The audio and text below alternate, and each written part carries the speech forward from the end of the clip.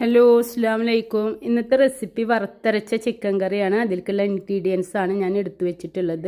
എന്നിട്ട് നമ്മളൊരു പാന് വെച്ച് ഞാൻ തവിടെണ്ണയാണ് ഉപയോഗിച്ചിട്ടുള്ളത്. ആവശ്യത്തിനുള്ള എണ്ണ ഒഴിച്ച് അതിലേക്ക് ആദ്യം പെരിഞ്ജീരകം, നല്ല ജീരകം, 8 കുരുമുളക്, അതേപോലെ തന്നെ ബേ ലീഫ്.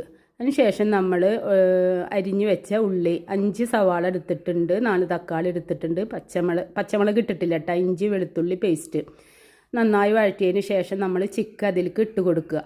എന്നിട്ട് അതിന് ശേഷം നമ്മൾ 2 കപ്പ് വെള്ളം ഇതിലേക്ക് ഒഴിക്കുന്നുണ്ട് കേട്ടോ. പിന്നെ 4 ടീസ്പൂൺ മുളക് പൊടി, 1/2 ടീസ്പൂൺ മഞ്ഞൾപ്പൊടി, 1 ടീസ്പൂൺ കാശ്മീരി ചില്ലി, മറക്കരുത്, കറിക്ക് നല്ല ഭംഗി കിട്ടും.